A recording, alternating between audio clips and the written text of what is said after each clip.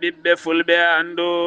diine maɗa fedde heblo sukaɓe afrique takkusana yoni toddoɗele e nder galle ceerno abdoullahi bawola si juude jaaɓi e nder galle ceerno oumar sar ko on waktu yoni ha to ganno e nder galle sohna aminata yaya diop e ko taari ɗum kala ene jiya e gardidi kabruji men to leydi sénégal batu jagorde hanki hoorejo leydi wakkili hirjino faade jagorde mum kame hoorejo jagorde leydi ndi kimmiranta golle kuufaade ɗe ha tenti noon lewru fandu ndu ko fate wallude ha sénégal wawana hoore mum to banggue nguura muɗuma to leydi mauritanie subaka hande alhamis o toppitiɓe nden kay kisal maaje nuwadiɓe teeɓima laana giwka toon to sérékunda leydi gambine jolni kene tolno e temedere neɗɗo ne heena sukaɓe tokosɓe to leydi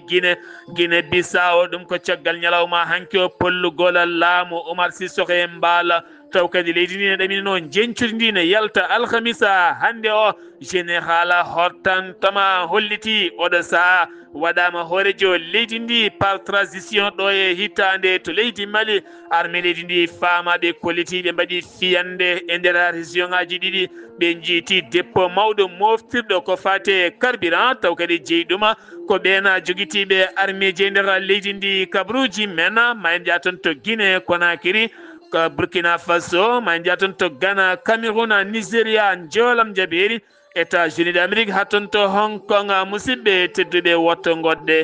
joni jañoɗena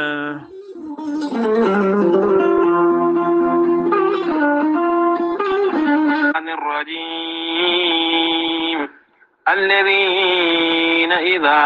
أصابتهم مصيبة قالوا إنا لله وإنا إليه راجعون صدق الله العظيم batake jam gondaɗo habi yaya dioba to dakar kominuma dutiɗo jibi yaya dioba to ganno kominuma dutiɗo papis sisé to leydi france ko ɓiyuma dutiɗo imam baba sidiki li ko imam wuro ganno khalidou sidiki dia ko jom wuro ganno oumar diallo to états-unis de amérique baba yela diallo to ganno dadela koulibaly to leydi france senje puniyela hawa to leydi france senje konon ga ceerno abou diouma toon to ganno o rugui diallela kam yettindo hen kayitol ngol jeyade to ganno tawete toon to leydi france senje konon kadi ceerno khalid abdoullahi sy ko musidɗo mum duttiɗo ɓe denti kamɓe kala aɓe ngullo dendagal bandiraɓe julɓe kala aɓe ngullo dendagal gannonaɓe sénégal naɓe mauritanie naɓe mali naɓe gambi naɓe guine naɓe kono kadi diaspora o kala ha tenti noon to leydi france jaltugol aduna mawniɓe hen banggue jinnaɗo mabɓe hen banggue musidɗo mabɓe hen banggue baniɓe debbo hen banggue biyetenoɗo sohna aminata yaya dioba yalti aduna noon ko hanki o to leydi france e sohaji jomiraɗo goski koko gori nawtorede toon to leydi sénégal son saaha yonti humpata hay goto jayde weltare tv weltare ɓiɓɓe fulɓe fedde heblo sukaɓe afrique e gardegol ceerno habous diallo e nelde duwaw dendagal ɓesgumo ko kala nde jomiraɗo yurmotomo yafomo nannomal janno kankoya dendagal mayɓe julɓe kala yettinɗo en kayitol ngola ko rugui jallela jiyaɗo to ganno taweteɗo toon to leydi france to senje kam yettinɗo hen wullango kawis eki lekki gorelte ko haako moƴƴo iwru ko tokkordinnooro gorelte ko kawis wala nde ɓen jogiiɓe yoga e ñabbuji kolliti jiitima heen koye mumena gorelte ko haako sa itti ko jamireɗa a waɗi ndiyam ngulɗam aɗa yara aɗa yiito cellal ɓanndu maɗa gorelte ko haako iwata ko tokkordinnooro ari ko wallude e safrude ha moni kala yiito hen hoore muɗuma gorelte an jogiiɗo avc cardiaque ƴiƴam dogata e ɗani mum ɓanndu jaaɗoru ɓanndu wuloru neɗɗo jogiiɗo sukara cholesterol ha tenti kadi e on neɗɗo mo nangata taare kala gorelte ko kawis ɓolo tan woni e muɗuma sa jokkodiri e muma ma yiito hoore maɗa ha mbiya alhamdulillah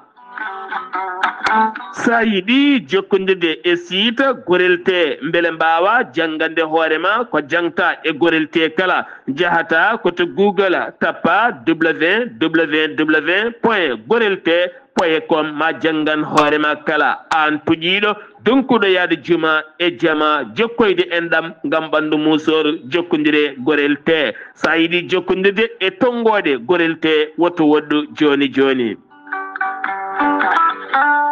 so tawi gonɗa koto leydi Côte d'Ivoire jokkodirta koye Hamidou Ba 00 225 01 53 11 51 54 so tawi noon gonɗa koto Kidira e kotari ɗum kala jokkodirta koye galle ceerno Habous Diallo 77 554 75 54 so tawi noon gonɗa koto Dagana jokkodirta koye Mamadou Nasirou 77 942 11 12 so tawi noon gonɗa koto Diourbel jokkodirta koye Bulli Guisse walla mbiya Abdoullahi Guisse 78 690 03 03 37 so tawi noon gonɗa koto Juude Guriki jokkodirta koye Gueddasi 77 267 16 66 so tawi noon gonɗa koto leydi France jokkodirta koye Harouna Ngayda 06 50 99 64 43 musidɓe tedduɓe gorelte e jeese men dañen hen jama ayo bela yo mi dañi bela mi hirnana bela yo mi joftay bela ayo bela yo mi dañi bela docteur Djiby Sow wittiyanke safriyanke mo jomiraɗo rokki sellinde o saaha mo gonɗen docteur Djiby Sow taweteɗo ɗon ɗo cuuɗi meɗen Kidira ko neɗɗo cafrowo yogay ñabbuji cuuɗotoɗi e nder ɓalli kala ko wayno fibron kiis nem hémorroïde gonɗo nder e jalto bowal kala debbo donkuɗo ɓesnude mo ɓoccode reedu mum cukki kala docteur Djiby Sow ene safa deedi musoji ellaji musoji ko nonne kadi koyɗe musoje koye musoje keeceje musoje kala docteur Djiby Sow ene safra diabète tension ko nonne kadi omo safra on cimmiɗo huɗo bonko ko hanate ƴiƴam mum kala docteur Djiby Sow ene safra on mo seyɗani memi donkuɗo dañde kayitaji kumiɗo humre sattude to debbo to gorko kala docteur Djiby Sow ene safra kala dogam cité asma ɗe gueɗe kala docteur Djiby Sow ene witti hay ɓen ko laaɓi sa yiɗi hebde en ko laaɓi jokkodirta koye docteur Djiby Sow safriyanke wittiyanke mo Allah rokki sellinde o saaha mo gonɗen taweteɗo ɗon nde cuuɗi meɗen Kidira ɗo henna sa yiɗi hebde tonggode docteur Djiby Sow mbatta ko 00 221 77 244 92 81 walla mbaɗat tonggode leydi Mali ene waɗi WhatsApp 00 223 70 85 72 47 musidɓe tedduɓe docteur Djiby Sow ene nawdi leɗɗe e bindol kala muɗuma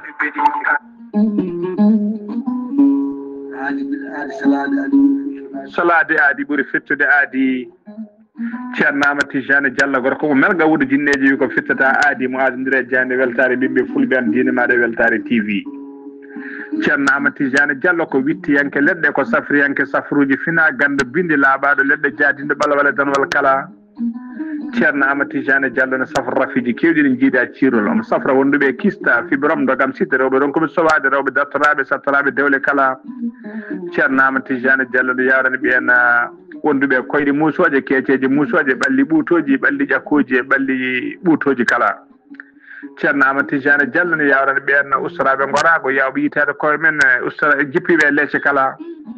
ceerno Amadou Tijani Diallo ne yawrani on golduɗo e prostate hay sino prostate ma ko ɓunno ala ko heddi so wonano opéré son jokkodiri joni joni mbiya alhamdulillah ceerno Amadou Tijani Diallo dendagal rafi mbawɗa wondude so ɗon maltana ko balle tati mbiya alhamdulillah ceerno Amadou Tijani Diallo gorko mo melga wuuri jinneji nder wittoji makko mo yiiti leɗɗe ko fate estomac son jokkude nder balle tati mbatta ñamde mbatta yabde kala ko kaajeɗa ceerno Amadou Tidiane Diallo gorko melga wuro Dine Diawde ɓen ɗaɓɓoɓe kayitaji ƴewɓe visa ji ƴewɓe embauche kala ceerno Amadou Tidiane Diallo andini dendagal kilineɓe mum ewɗo saaha mo tawe to leydi France sa yiiɗi jokkodirde makko mbatta ko 00336 04 66 27 ceerno Amadou Tidiane Diallo base makko ne tawe to Nouakchott en tawi ɗon mi yii ko ne wiye ceerno Abdoulaye sa yiiɗi jokkodirde mum mbatta ko 46 94 21 91 ceerno Amadou Tidiane Diallo gorko mo melga wuro jinneji base makko ne tawe to Dakar en tawi ɗon mi yii ko mbatta ko 77 714 94 15 gorko mo melga wuro jinneji base makko ne tawe to Rosso Mauritanie ha to Dagana kala enen tawi ɗon ɓi nene makko ceerno Dia gorko mo leeraɓe numéro mbatta ko 77 537 79 28 ceerno Amadou Tidiane Diallo ko laaɓɗo reedu kommalaɗo woni konne wiide sanne mbadden dando faade makko kettode kaburuji mon e demgal pulaar Afrique Asie Europe Amérique Moyen-Orient Océanie jam nyalle mon musidɓe tedduɓe nasande nogase jeeɗiɗi jolal hitande ujunnaje ɗiɗi e nogase joyi yonti kumpital men ɗemngala pulaar ɗo yeeso halirde he ko musidɗo mon giɗo mon sehil mon Sar Abdoullahi Sarr to karallagal Weltare TV ko musidɗo mon Saydou Abou Ba jeheten ko aton to Jolofa ha to cuuɗi meɗen mbay hawane heɓono ɗum noon so haaji jomiraɗo ko ñalawma janngo o aljuma janngo woni hirde o asiɗo wonata ziyara o ɗum noon ko ziyara mam saabu mo ganduɗa kadi ko neɗɗo moƴƴo julɗo kulɗo Allah gowɗo waɗanede ziyara mum kala hitande taw waɗantamo on ziyara ko giɗo annabi o sallllahu alayhi wa sallam woni sohna Hadja Hawa Ka omo bismi hen dendagal bandiraɓe julɓe kala dendagal bandiraɓe Sénégal naɓe Mauritanie naɓe Mali naɓe e Gambie naɓe Guinée naɓe kala ha tenti noon mbay Hawa Gaye Daɗala Daara Jolofa Beeli Heela Jabɓe Sappo Koyli Alpha e ko taari ɗum kala kono kadi on jamma tamboto ɗum ko halifaɓe diine ɓe lobbudu kam e halifaɓe diine woɗɓe arɓe kala ɗi jammaji ko jammaji ziyara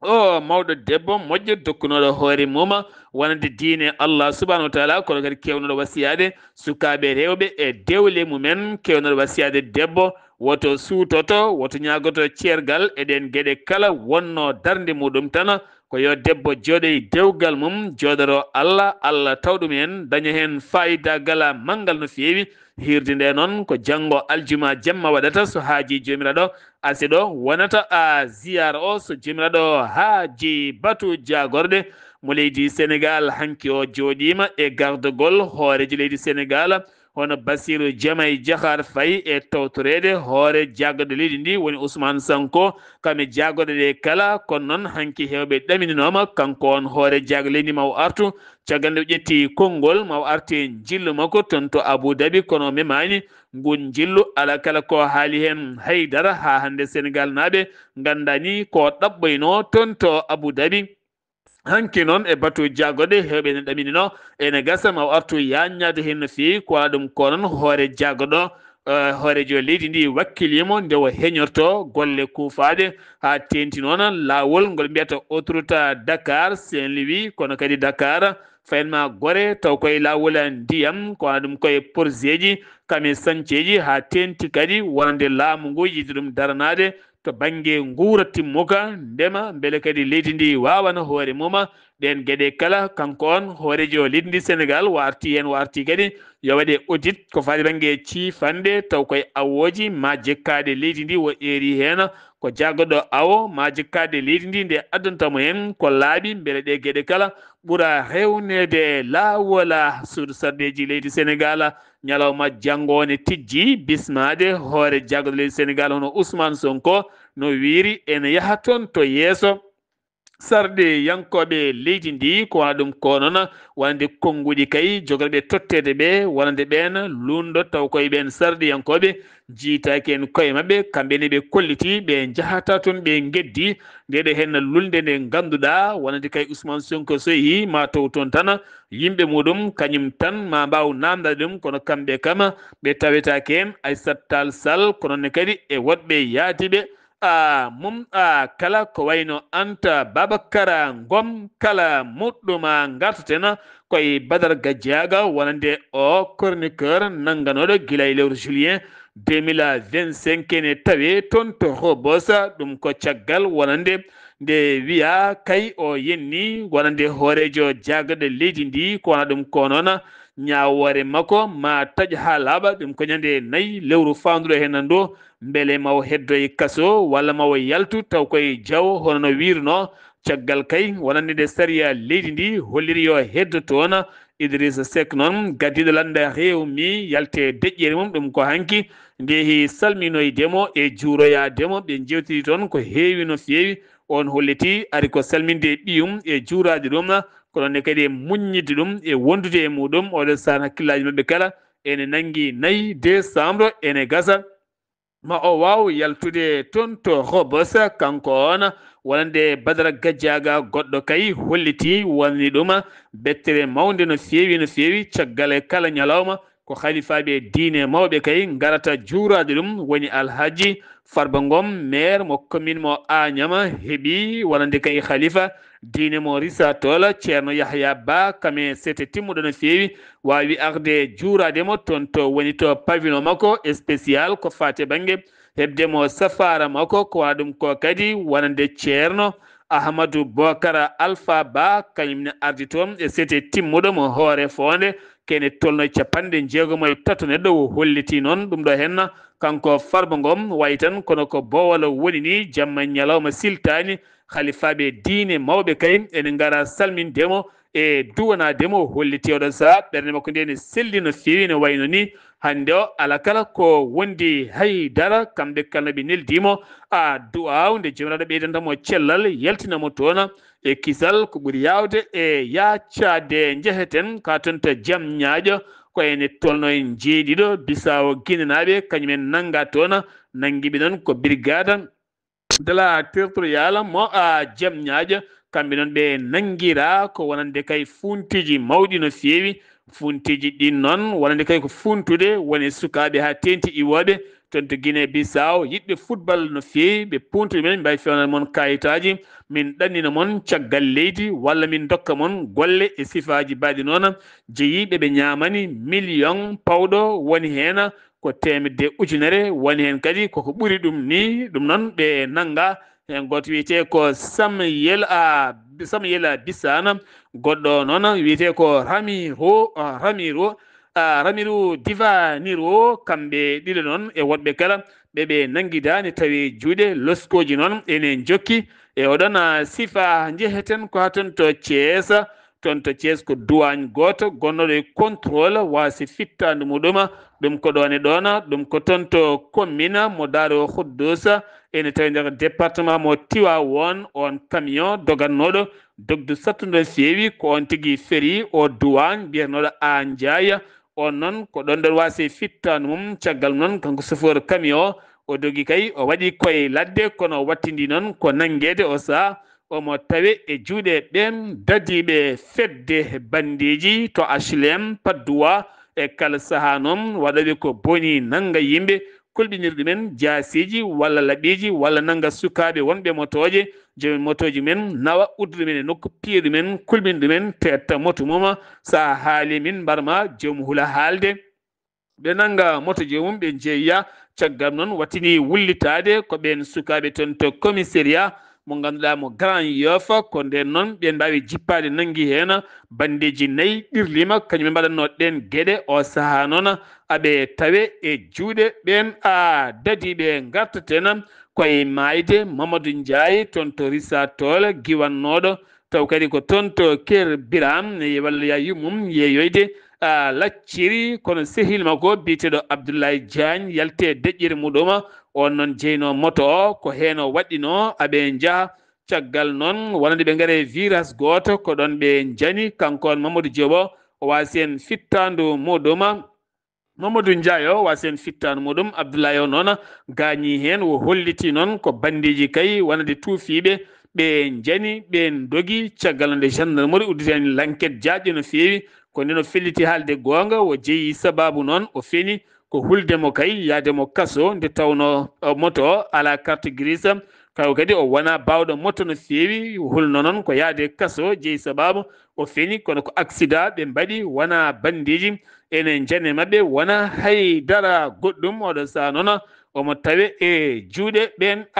dadiɓe Nigéria naajo goto nannoɗo leydi Sénégal gila daroɗe ndeɗo hitande biyeteɗo Nelly giwnoɗo toon to leydi Gambie suka debbo mo duuɓi 23 gonduɗo e ñaw biyeteɗo sida taw kadi kañum tigui tawi ene raaɓa ɓen aroɓe muɗum on noon debbo ko jeeyo hoore mum toon to Ziguinchor ko wona ɗum ko noon aroɓe ɓe ene gara e makko ne jooɓa o jaɓata haalde naydara omo raaɓa ɓe hen o nangganomo noon gila tan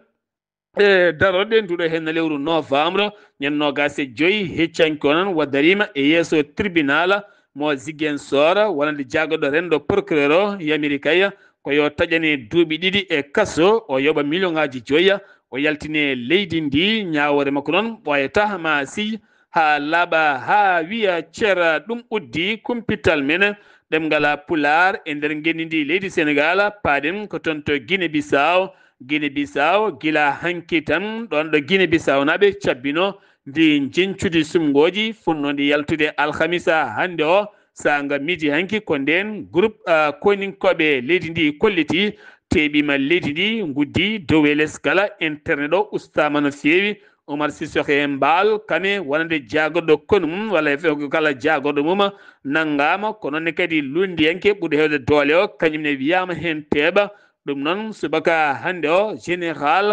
Hortantoma holliti oɗo saaha woni hoorejo leydi ndi pour hittande laamu transition on saaha noon ɓe juɓɓiniya wonande kay ko fate banggue sumgoji sediya wo noon e rima laamu leydi Guinée Bissau nde accitta hoorejo leydi ndi Oumar Sissoko Embal ko ɓuri yawde yaccade laamu leydi Ghana yaltini kayitol holliti yo nani o kuddata kono kadi e rima nde laamu ngu artata e juuɗe civil en ko ɓuri yawde yaccade kono noon to Guinée to ene tundi hakkillaji yimɓe oɗo henna kuddata beele wona kuddata pewjaɗo taw kadi fewjira tan koye sifa wonande e newuya taw kadi wonani kuddata tan laatiɗo gonga sen giwi toon paaɗen ko to leydi Mauritanie subaka hande law o wi jagorɗo awomaje kaddew holliti ɓen tambiɓe nden kay kisal maji ɗe ɓe mbawi faabade temedere migrant ɗannotoɓe ɗalle ɗe ndewani lawola e nder maaje kaɗɗe ɗe Nouadhibou kamɓe noon ɓe giwi ko toon to Séré Kunda ne tawi nder leydi Gambie gila ñande alhamisa jawtuɗo hande waɗi yontere kamɓe ɓen nanggaɓe kala koɓe temedere neɗɗo hen capanɗe jeenayo e mabɓe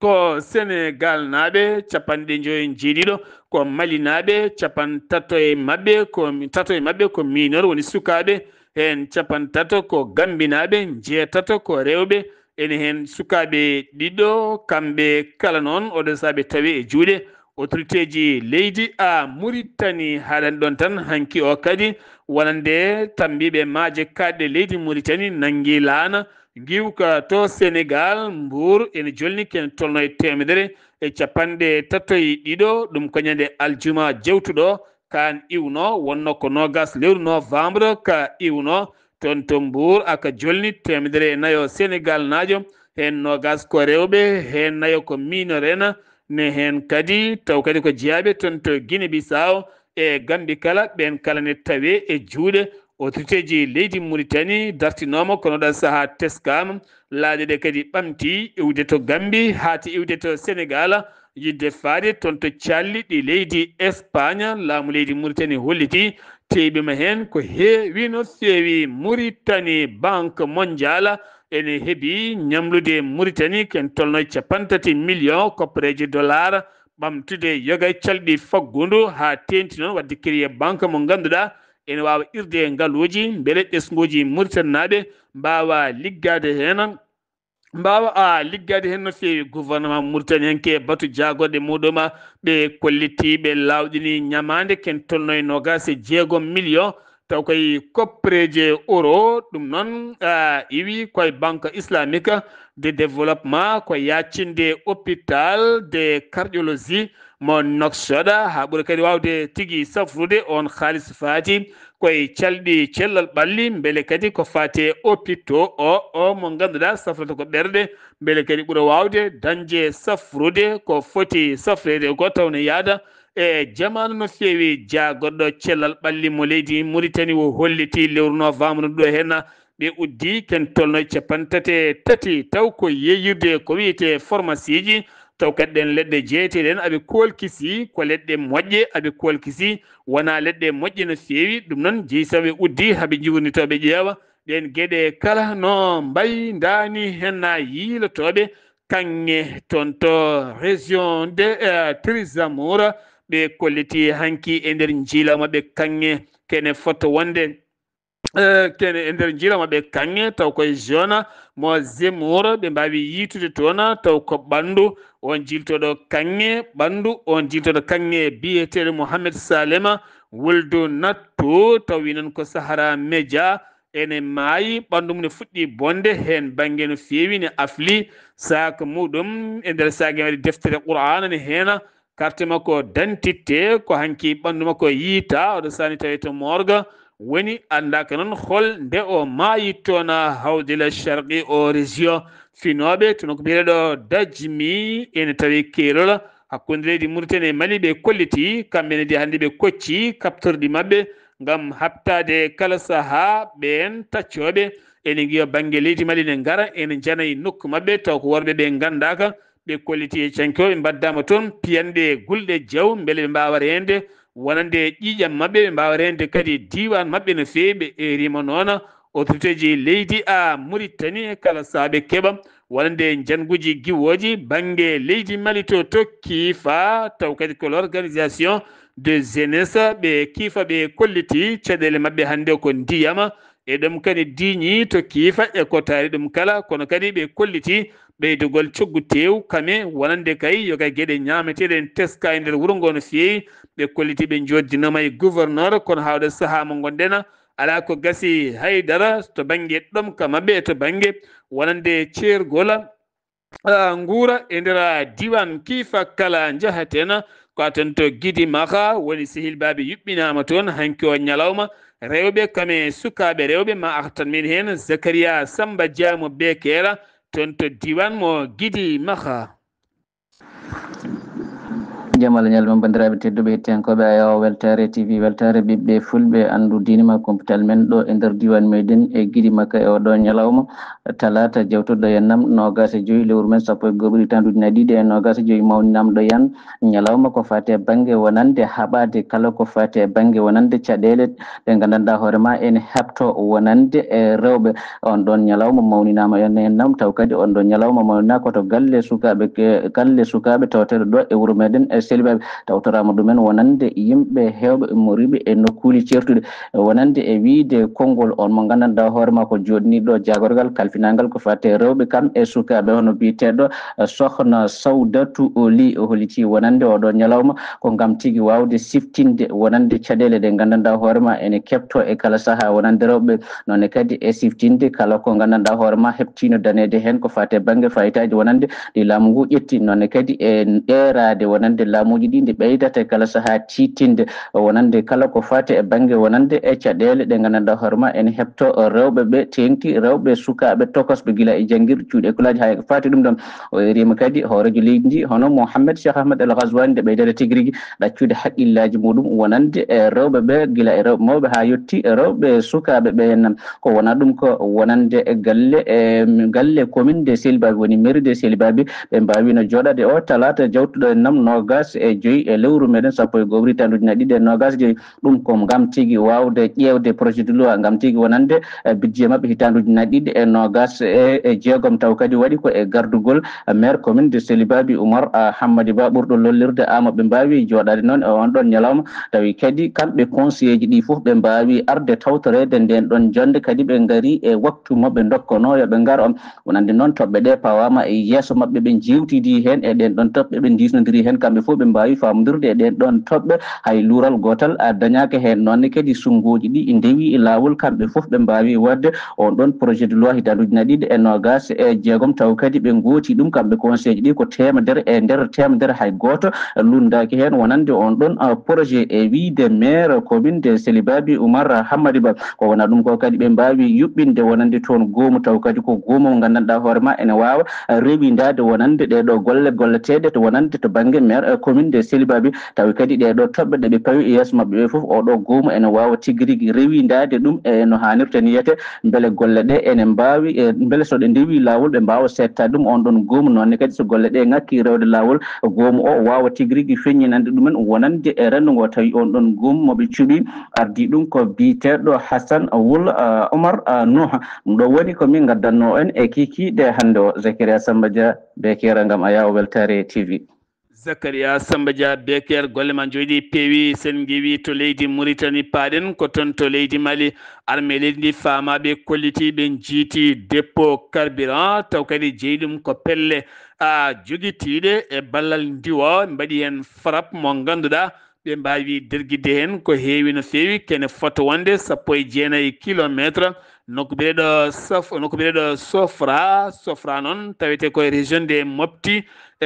toon ɓe mbawi wadde nden fiyande ɓe derguiti toon noon ndeelam kewɗam no feewi kono kadi ɓe tetti toon armée ji kewɗi ɓe kolliti fiyande wonde nde ɓe mbaɗi ɗum ko toon wona 30 kilométre hakkude nokku bireɗo Tidde Mena ne tawe 70 kilométre hakkude men ka ɓe kolliti aɓe ndewidi opération on mbawde toon jaame kisal ngam wellide finaɓe toon ɓe kame ya ngara mumen kewɗo pelle kewɗe joguitiɗe armée ji joƴƴini armée ji men taw koye ballal cetal DDR jahowal koyɗe jaam ɗum koye ñalɗi jonde kaldigal eɗen pelle armée ji wanno koye nder région ngaji nayyi ɗum noon ko cetal jaam ko wayno Ségou Mopti Meneka Kidal ɗo e balɗe paaɗe maɓe jaa toon to Tombouctou Gao kame Touadini ngam wallide ɗen pelle goɗɗe joguiti toon taw ko pelle gonnoɗe harbiyankoje nder leydi ndi ha mbawa joƴƴinde armée ji beele kadi leydi ndi ɓuura wonde e jaame kisal ɓe mbi saaha so tiiɗi tiiɗana ɓe weldaɓe hanki o wonno ko jamin otoji e motoji e nder leydi Mali ene kaɓɓa tan ne daña halis ne jaaha ne garta jomin weloji ne ndeeƴi kono ɗo saaha fewnoɓe weloji kolliti ene wayno o saaha arani tan ko kañum en posuji men mbatti wadde haalisa mbatti rokkude dépasse mbatti ngolde tew no feewi woni hen mbatti sodde hay paɗe mbatti ñantade ɗum jeeyi ɗum noon ko caɗele carburant guila ari motoji e autoji ngaari mo jiiɗa kala ne yiilo welo ɗum noon fewnoɓe welo ɓe kolliti hande o e nder Bamako ha e nder leydi ndi kala hewɓe hen ne daña kay wonande